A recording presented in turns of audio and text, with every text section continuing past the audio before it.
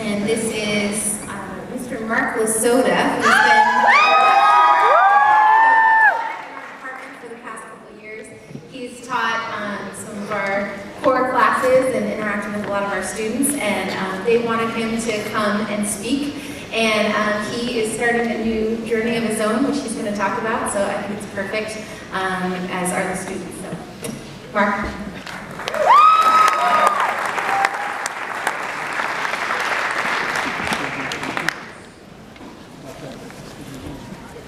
All right, good evening, everyone.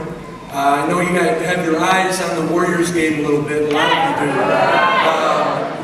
do. But congratulations, class of 2016. We're all very proud of you and your accomplishment. I know you can't wait to get up on this stage. I'm going to try to make this brief, but hopefully something meaningful, a good message that can be a little motivational for many of you.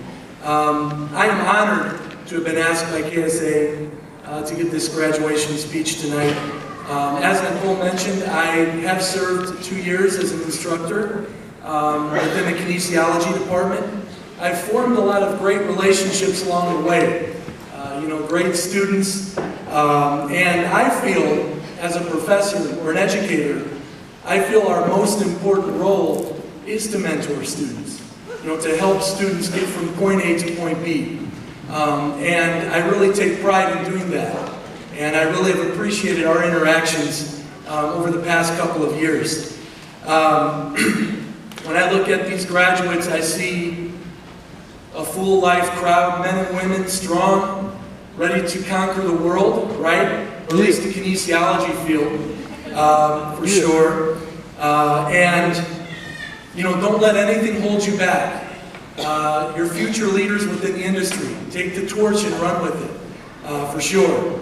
Now, I was asked to talk a little bit about my background, and I'm going to do that, but I want to keep the focus on you because this is your night, and this is an accomplishment that you should be very proud of. So let me ask you this first of all.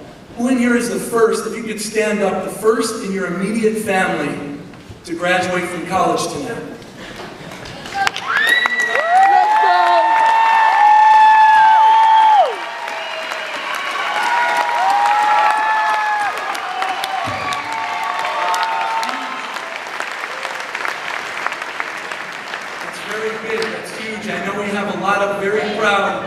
Parents, siblings, friends in the crowd, and I'm very happy for you as a family as well. I also was the first in my family to graduate with any type of college degree whatsoever. I grew up in a tough neighborhood in South Chicago. My grandmother raised me, and she was actually an immigrant from Slovakia, and she grew up pretty rough. Money was tight in our home. College wasn't a realistic option, I came from a blue-collar family, a lot of steel workers. In fact, I worked in the steel mill a couple of years. And I really didn't have a mentor in the academic world. Now, my grandmother, I feel like she was a genius. She didn't have 1 day of education, but she could speak 6 languages. So I feel like she's an incredible woman. But she didn't know much about the college process, and I had to figure out a lot of things on my own along the way, and I feel like finding a mentor in your field and finding multiple mentors is extremely important as you grow in the healthcare field and in life, in general. And one thing to realize, the path isn't always straight. Sometimes you veer off to the left or to the right. When I got my bachelor's degree from Ball State University in Indiana, I didn't know much about the exercise science major, kinesiology. And I always remember an encounter I had with a woman named Brandy. She had always seen me, I was kind of a gym rat, I'd always be at the gym working out, and she would see me there, and she said, Mark, have you ever thought about exercise science as a major? And at the time, I'm like, cool, there's an exercise science? Like, I didn't know that, in the mid-90s, not to date myself back too much, but, at that time, exercise science, kinesiology, really wasn't in the forefront like it is today. And so I ended up getting that bachelor's degree. I went on to get a master's degree, and now I'm going to be pursuing my PhD at the University of New Mexico.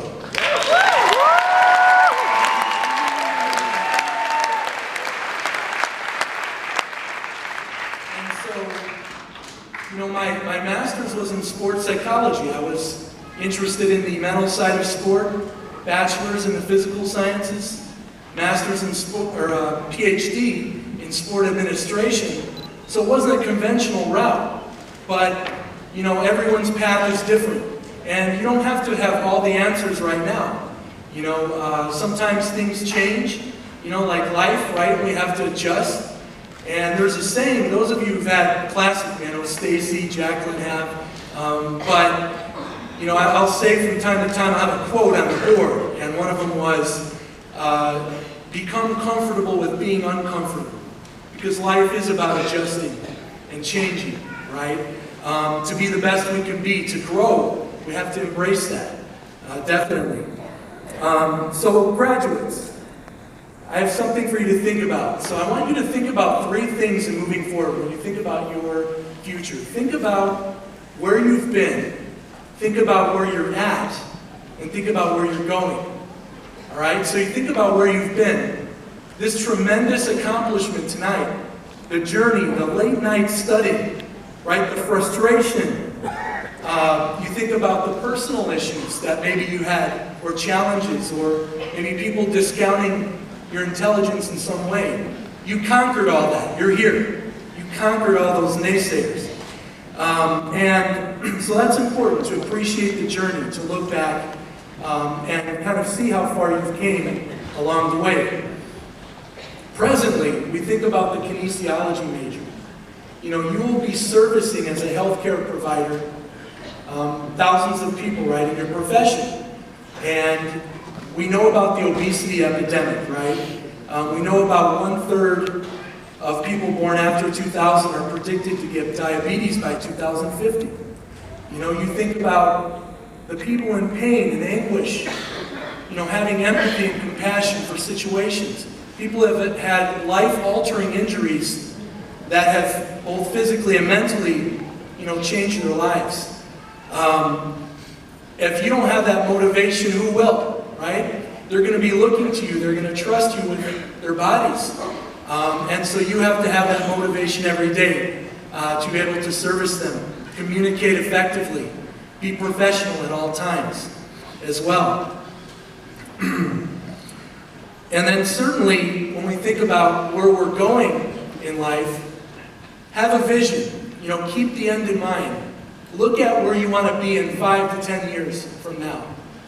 Set those goals, create the plan, and get after it and go get it, right? Capitalize on opportunities when they come your way. So life is relatively short, right? And so it is important to really capitalize when you have an opportunity in front of you.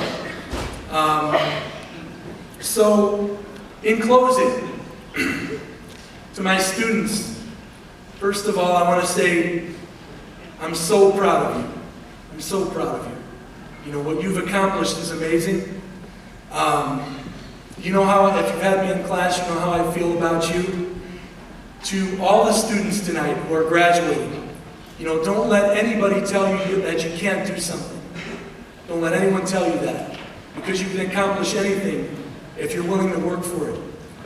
Also, live life with passion and purpose. You know, every day, life is a gift. Appreciate it. You know, you think about how many people who are poor, who can't afford education with good minds, but maybe they don't have the family situation. So we're all fortunate, you know, as educators, and as well as college students. And keep your mind off of the things you don't want and try to keep your mind on the things you do want. A lot of times you find in the work world, when you really stand out, when you really work hard, when you're a genuine, sincere person, sometimes people resent you for that, for whatever reason. But you can't worry about that. You have to keep focused on your goals and remember that it really doesn't matter, you know, what everyone else thinks, as long as you're doing what you think is right in your heart. And remember that the world doesn't meet anyone halfway. If you want something, you got to go out and you got to get it. So graduates, I say to you, go out, make it happen. We're all proud of you. Congratulations.